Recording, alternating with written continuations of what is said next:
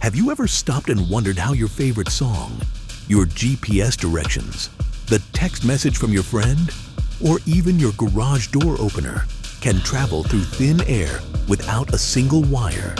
I mean, seriously, right now, invisible waves are passing straight through your body, through your house, through your phone, through your cat, and you don't feel a thing. Today, we're going to uncover the hidden world behind all of it. One of the most important technologies ever invented, the radio transmitter. If you've ever listened to FM radio, used a walkie-talkie, made a phone call, connected to Wi-Fi, or watched satellite TV, congratulations, you've used a radio transmitter. And by the end of this video, you will understand exactly how it works, step by step, from raw electricity to a pure carrier wave, to modulation, amplification, and finally blasting across the sky at nearly the speed of light. So buckle up, because this isn't just a science lesson. This is a journey into the invisible universe that powers modern life. And once you see how it all works, you'll never look at your phone or even your old car radio the same way again. All right, let's start with the big picture. A radio transmitter takes information, like a voice, a song, or digital data, and transforms it into an electromagnetic wave that can travel through air, space, oceans, clouds, forests, and even the vacuum between planets. A receiver picks it up, and a transceiver does both. That's your smartphone, your walkie-talkie, your Wi-Fi router, sending and receiving millions of signals every minute. But how does a transmitter actually work? Let's break it down. Step 1. The transmitter creates something called a carrier wave. Think of the carrier as a blank canvas, a pure, steady sine wave at a very precise frequency.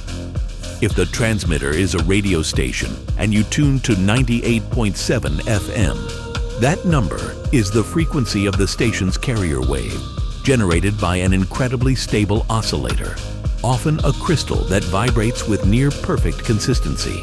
Like a perfectly steady 10 MHz timekeeper, provides the rock-solid reference that the transmitter builds everything on. The PLL, or phase-locked loop, takes the radio's VCO, or voltage-controlled oscillator, which can generate any frequency in the FM band, and constantly compares its output, after dividing it down, to that steady 10 MHz reference. By adjusting itself until the divided down signal exactly matches the crystal, the PLL automatically pulls the VCO into the exact frequency you want. So to get 98.7 MHz, it simply divides the VCO by 9.87, lines it up with the 10 MHz crystal, and locks the transmitter perfectly in tune. On its own, the carrier contains zero information. It's like turning on a flashlight with no Morse code, bright but meaningless. But once we have that clean wave, we can start painting on it. Now comes the magic, modulation. Modulation is how we take information, like someone's voice, and imprint it onto that carrier wave so it can travel through the air. There are three major kinds of modulation you've definitely heard of. AM, amplitude modulation. This is the grandparent of modern radio. With AM, we take the carrier wave and change its amplitude, the height of the wave, based on the sound we want to send. When the audio gets louder, the wave gets taller. When it gets quieter, the wave shrinks. Yes, this is the same AM radio your grandparents listened to. And fun fact, AM waves can travel hundreds of miles after sunset because they bounce off the ionosphere like a cosmic trampoline. Next, FM, frequency modulation. This is the one you use for music. Instead of changing the height of the wave, FM changes its frequency, how fast it wiggles. It varies ever so slightly, in sync with the audio.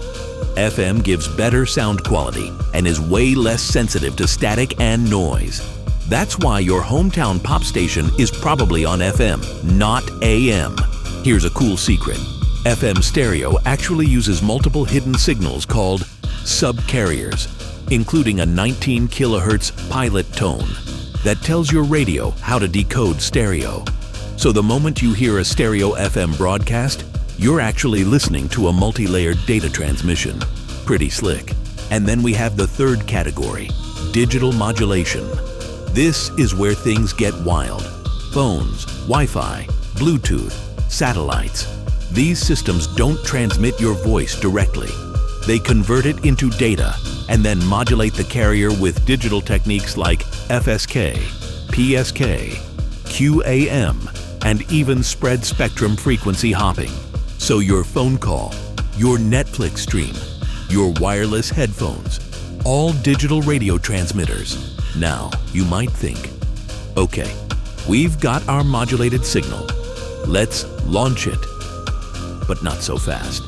The signal coming straight out of the oscillator and modulator is tiny, nowhere near strong enough to reach your radio or your car or your phone. So the next step is amplification. The transmitter sends the modulated signal through a series of amplifiers, usually a small preamp, a medium driver amplifier, and finally a big, beefy power amplifier. This last stage is the muscle of the operation. It takes that tiny, delicate, carefully modulated signal and boosts it to thousands or even hundreds of thousands of watts without distorting the information inside. Big broadcasting stations use transmitters the size of refrigerators.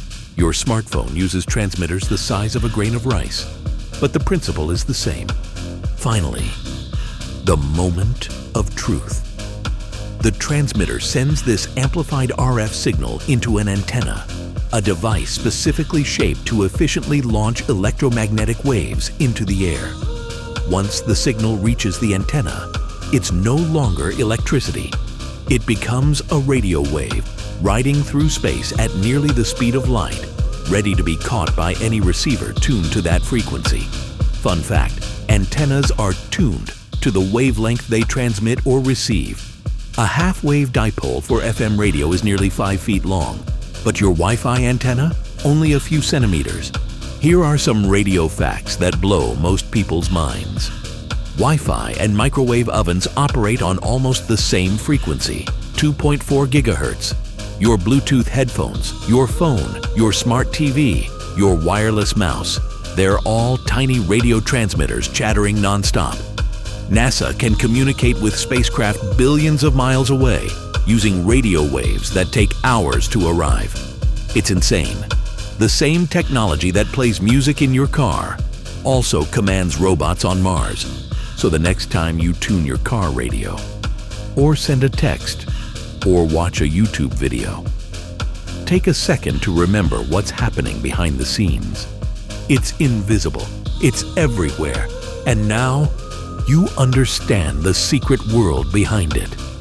If you enjoyed this deep dive into the science of radio transmitters, hit the like button, subscribe, and let me know in the comments. What radio mystery should we explore next? Satellites? Ham radio? Wi-Fi? You choose, and I'll make it happen. Thanks for watching. And remember, the air around you is way more alive than it looks.